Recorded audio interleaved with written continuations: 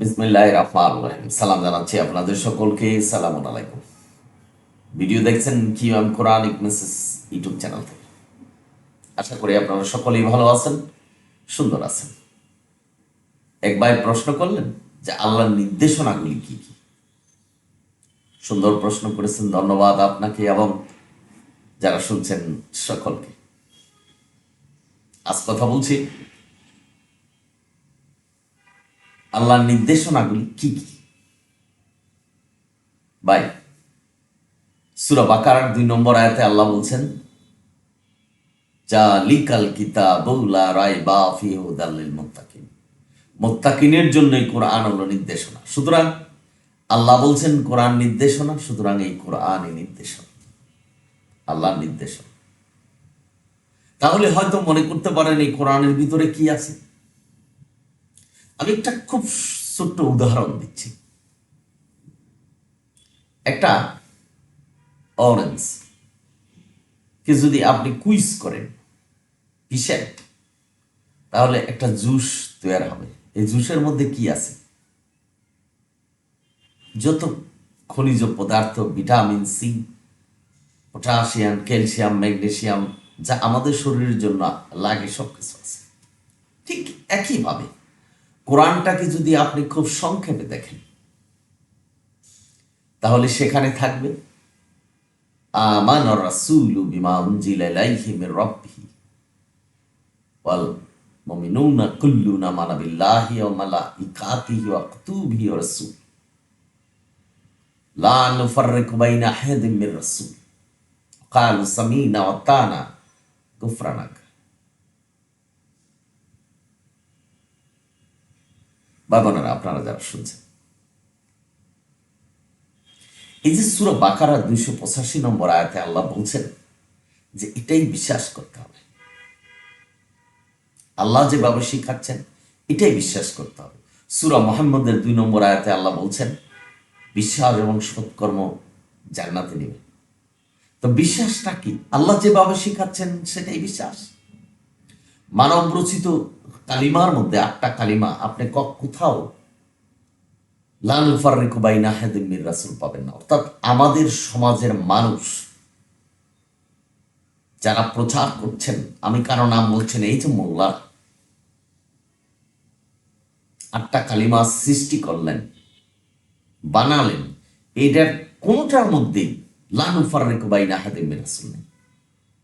অর্থাৎ নবী রাসূলদেরকে যে পার্থক্য করা যাবে না, সেই কথাটা যে আমাদের বিশ্বাস করতে হবে, সেটা তারা নিজেরাও ভুলে গেছেন, আমাদেরকেও বলছেন এটা ভুলে যাও।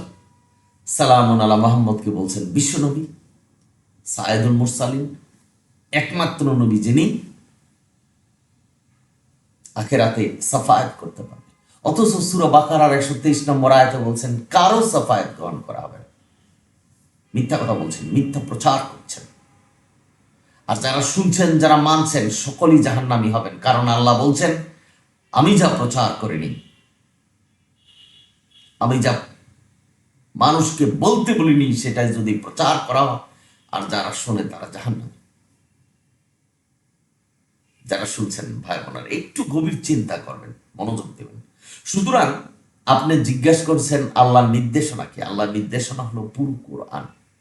এই কোরআনের মধ্যে সালাত, নামাজ, এই যে অঙ্গভঙ্গির মাধ্যমে আমরা সালাত কায়েম করছি, আমাদের মোল্লারা বলছেন এটা কোরআনের মধ্যে নেই, হাদিস মানতে হবে, হাদিসে যেতে হবে, হাদিস মানতে হবে। এই ধরনের কোনো নির্দেশনা আল্লাহ দেয়। আল্লাহ কোরআনকে বলছেন পূর্ণাঙ্গ কিতাব। সুতরাং নামাজ থেকে ধরে যত ইসলামের নির্দেশনা আছে সব কিছু কোরআনের মধ্যে আছে। একটা দিন, একটা ক্ষণ, একটা মুহূর্তের জন্য যদি ভুলে যান যে কোরআনে এই জিনিসটা নেই, আপনি প্রথমষ্ট হবেন। অথচ আমাদের মোল্লারা বলছেন যে নামাজ কোরআনের মধ্যে বর্ণনা নেই, এটা হাদিসে যেতে হবে। কতভাবে প্রথমষ্ট হচ্ছেন একটু চিন্তা করবেন। কারণ কোরআনের আয়াত, আল্লাহ বলছেন কোরআন পূর্ণাঙ্গ কিতাবে, আয়াত অস্বীকারী হচ্ছে। অর্থাৎ তারা বলছে কোরআনে নেই, হাদিসে যেতে হবে। একটু লক্ষ্য করবেন। সালাত সময় কত রাকাত নামাজ পড়তে হবে প্রতি ওয়াক্তে সমস্ত বিবরণ কোরআনে আছে। আমি এই ধরনের ভিডিও আপনাদের দিয়েছি, আপনারা একটু ভিডিওগুলি দেখবেন, উপকৃত হবেন ইনশাআল্লাহ। একটি কথা আমি শুধু আপনাদেরকে বলে দিচ্ছি যে কোরআন পূর্ণাঙ্গ কিতাব, কোরআনকেই নির্দেশনা হিসাবে মানতে হবে, অন্য কিছু না। যদি মানে পথভ্রষ্ট হবেন, যদি বলেন যে এটা তো কোরআনের বিবরণ নেই, হাদিসে যেতে হবে, পথভ্রষ্ট হয়ে গেছে। সমাজে এদিক ওদিক তাকিয়ে দেখবেন কতগুলি মানুষ শুধু কোরআন মানছেন আর কতগুলি মানুষ মানছেন না, কোরআনের পরিবর্তে অন্য কিছু মানছেন। যেখানে আল্লাহ সম্পূর্ণভাবে নির্দেশনা দিয়েছেন যে আমার নির্দেশনার উপরে কোনো নির্দেশনা নেই, যেখানে আল্লাহ বলছেন আমার চেয়ে কে জ্ঞানী, যে তোমরা কার নির্দেশনা মানবে, প্রশ্ন করেছেন। সুতরাং ন্যূনতম জ্ঞান যদি আমাদের থাকে তাহলে বুঝতে হবে যে শুধু কোরআনই মানতে হবে। সূরা আনাম 153, ইউসুফ 40 আপনারা যদি পড়েন সেখানে বুঝবেন যে আল্লাহ নির্দেশনা দিয়েছে শুধু কোরআন মানতে। এবং আল্লাহ বলছেন সৎকর্ম, বিশ্বাস এবং সৎকর্ম জান্নাতে নেবে, অসংখ্য আয়াতে বলছেন, মুহাম্মদের 2 নম্বর আয়াত। সুতরাং এই যে বিশ্বাস তো চলে গেল, এখন আসেন সৎকর্ম। সৎকর্ম কি? আল্লাহ যে নির্দেশনা কোরআনে দিয়েছে, নামাজ, রোজা, হজ, যাকাত, এবং আল্লাহ যা হারাম করেছে সেটা হারাম, যা হালাল করেছে সেটা হালাল। এমনকি বিবাহসাদী স্ত্রী কিভাবে ব্যবহার করবেন, সম্পত্তি বন্টন কিভাবে করবেন, সমস্ত বিবরণ কোরআনে আছে। তাহলে কেউ যদি বলেন যে হাদিস হলো কোরআনের ব্যাখ্যা, আল্লাহ যেখানে বলছেন যে কোরআন ব্যাখ্যা করে আমাদের কাছে পাঠিয়েছেন, আদৌ মানুষ এই কোরআন নিয়ে, আল্লাহ যেখানে বলছেন যে কোরআন পূর্ণাঙ্গ কিতাব, এটা নিয়ে খেলছেন, খেলাচ্ছেন মানুষদেরকে। পাগড়ি বেঁধে, টুপি মাথায় দিয়ে, লম্বা জামা পরে নিজেকে এমনভাবে জাহির করছেন যে আমি সব জানতা, সবই জানি। অথচ কোরআনকে আল্লাহ সহজ করেছেন সূরা কামর 4 জায়গায়। কোরআন সহজ বাবা। আল্লাহ কোরআনের নাম ফুরকান রেখেছে, যে ফুরকান দিয়ে যাচাই করে যে যাই কিছুই বলুক সেটা কোরআনে আছে। বাবা, কেউ যদি একবার বলেন যে নবী কোরআনের পরিবর্তে এই বুখারী শরীফ, মুসলিম শরীফ দিয়ে গেছে, সেটা আমাদের কোরআনের মতো করে মানতে হবে, বা বিশ্বাস করেন যে হাদিস না মানলে জাহান্নামে যেতে হবে, তিনি পথভ্রষ্ট হয়ে গেছেন। বাবা, সমাজে একটু লক্ষ্য করে দেখুন কে কোন পথে আছে। সুতরাং যিনি জিজ্ঞেস করেছেন, আমি তাকে এবং যারা শুনছেন তাকে বলছি, নির্দেশনা হলো কোরআন। যাকাত শব্দের অর্থ হলো শুদ্ধ হওয়া। আর আমাদের দেশে প্রচলন হয়েছে যাকাত দাও, 2.5% দাও, টাকাটা 1 বছর ঘুরতে হবে, তারপরে যাকাত দাও। এই যে কতগুলি নিয়ম পদ্ধতি, এটি কোরআনে নেই। কোরআন বলছে সাদাকা করো, সাদাকা করে তোমরা যাকাত হও, শুদ্ধ হও। নবীকে আদেশ দিয়েছেন তাদের কাছ থেকে সাদাকা নাও, তাদের জন্য দোয়া করো এবং শুদ্ধ করো। অথচ আমাদের মোল্লারা বলছেন যাকাত দাও 2.5% হিসাবে। এ ধরনের নির্দেশনা কোরআন। যেখানে মৃত্যু হলে আত্মাটা চলে গেল ওই লিন এবং সিজ্জিন, এই মৃত ব্যক্তিকে কাপড় পরানো, গোসল দেওয়া, এবং এই যে মৃত ব্যক্তির সৎকারের যে কর্মগুলি করা হয়, সম্পূর্ণটাই কোরআনের বাইরে। কোরআন এই ধরনের কোনো নির্দেশনা দেয়নি। কোরআনে শুধু বলছেন কবরস্থ করো, অর্থাৎ মাটির নিচে গেড়ে দাও, অন্ধকারে রেখে দাও। সেটা সে আদম থেকে হয়েছে, আদমের 2 ছেলে, 1 ছেলে আরেক ছেলেকে মেরে ফেলছেন। কিভাবে মাটি দিবে, কাকে সে খুঁড়ে দেখালেন, মাটির নিচে গেড়ে দিলেন। দেখেন আমাদের এই সমাজে, অর্থাৎ অর্থ উপার্জনের জন্য কি না করছে। 1 ঘন্টার জন্য একজন ব্যক্তিকে 50,000 টাকা দিয়ে কথাগুলি শুনছেন, ওয়াজ মাহফিল করাচ্ছেন, সে কি বলছেন একবারও চিন্তা করলেন না। গল্প, কিস্সা, কাহিনী, মিথ্যা বলে টাকা ইনকাম করছেন। অথচ আল্লাহ বলছেন, সালামুন আলা মুহাম্মদকে তুমি প্রচার করো, এর প্রতিদান তোমার নেই। এমন কোন ইতিহাস নেই যে সালামুন আলা মুহাম্মদ ধর্ম প্রচার করে, আল্লাহর বাণী প্রচার করে মানুষের কাছ থেকে অর্থ উপার্জন করেছেন। তিনি কর্ম করেছেন, ছাগল, ভেড়া এগুলি চড়িয়েছেন, মানুষের কাজ করে জীবন অতিবাহিত করেছেন। আজকের সমাজে অনেকে বলছেন আমি নবীর অনুসারী, অনুসরণ করছেন নবীকে, মিথ্যা বলছেন নবীর নামে যে নবী বুখারী শরীফ, মুসলিম শরীফ লিখেছে।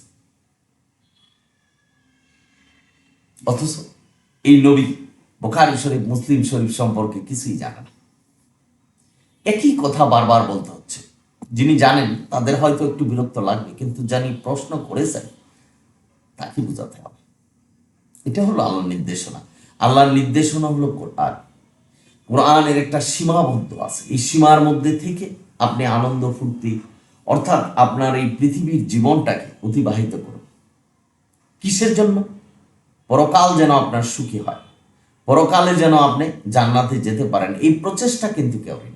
আজকের সমাজে মানুষ ব্যবসা বাণিজ্য, সুদ ঘুষ, মানুষের খাবারের মধ্যে বিষ মিশানো এগুলি করে, আবার হজ জাকাত সবকিছু করছেন। এগুলি তো ব্যর্থ হয়ে যাবে। শুধু একটা কথা মনে রাখবেন, এই পৃথিবীতে, এই দুনিয়ায় যত মানুষ দেখবেন একটু অবলোকন করবেন যে কার কালিমাটা শুদ্ধ হচ্ছে, অর্থাৎ বিশ্বাসটা কার শুদ্ধ হচ্ছে। যিনি বলবেন যে সালামুন আলা মুহাম্মদকে, যে উনি বিশ্ব নবী, নবীদের নবী, নবীদের সত্তার, উনি শুধু সাফায়াত করতে পারবে আখেরাতে। অথচ কোরআন বলছেন সূরা বাকারার 123 নম্বর আয়াতে যে কোন নবী রাসূল কি, অর্থাৎ কোন নবী রাসূলের কারো সাফায়াত গ্রহণ করা হবে না, আল্লাহ একা বিচার করেন। বলছেন বিশ্বাস করছেন, নবীকে মর্যাদা দিচ্ছেন। এটি কি মর্যাদা দিচ্ছেন না নবীকে পচালেন? এই বিষয়টা গবেষণা করছেন। আপনি একজন ব্যক্তিকে যদি সে আন্ডার ম্যাট্রিক, তাকে যদি বলেন সে পিএইচডি পাস, পিএইচডি করা, তাহলে তাকে এটা সম্মান জানালেন না ক্রিটিসাইজ করলেন? ঠিক একইভাবে নবী যা নয় তা যদি নবীর নামে বলা হয়, তাহলে নবীকে ক্রিটিসাইজ করা। নবী হুকুম বিধান দেয় নাই, নবী সেটাই মেনেছেন যেটা আল্লাহ তাকে মানতে বলেছেন, অর্থাৎ কোরআন। এই কোরআনটা নবীর জন্য এবং আমাদের জন্য।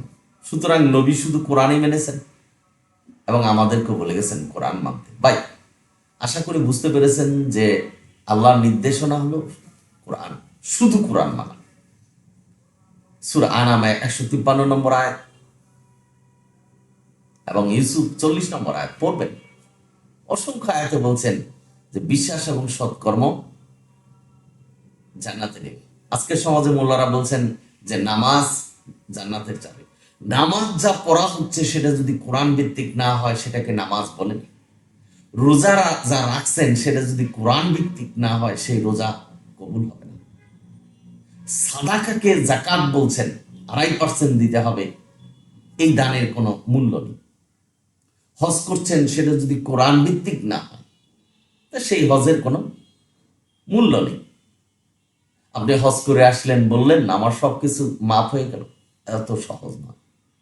খুন করলেন, রাহাজানি করলেন, দর্শন করলেন, মানুষের অত্যাচার করলেন, সম্পত্তি দখল করলেন, আর আপনি জান্নাতে চলে যাবেন হজ করে আসলেন? না ভাই, এত সহজ নয়। যার সম্পত্তি দখল করছেন তাকে ফেরত দেন, তারপরে হজ করেন। হজ একটা নির্দেশনা আল্লাহ, যে আপনার অর্থ সম্পদ থাকলে আপনি হজ করেন। আশা করি বুঝতে পেরেছেন। অর্থাৎ কোরআনে যা বলছেন সেটাই আমাদের নির্দেশনা, মুসলমানদের নির্দেশনা। আমি এই ধরনের ভিডিও বিস্তারিত আলোচনা করেছি। সালাদ থেকে ধরে হজ, জাকাত, নামাজ, রোজা সব কিছু আলাদা আলাদা ভাবে ভিডিও দিয়েছে। আপনারা চ্যানেলটাকে সাবস্ক্রাইব করুন এবং ভিডিও খুঁজুন, পেয়ে যাবেন। আর যদি না পান আমাকে কমেন্টস দিবেন, আমি আপনাদের লিঙ্ক দেব। আশা করি আপনারা বুঝতে পেরেছেন, বিশেষ করে যিনি প্রশ্ন করলেন। সকলেই ভালো থাকুন, সুন্দর থাকুন। আলহামদুলিল্লাহ রাব্বিল আলামিন। আসসালামু আলাইকুম।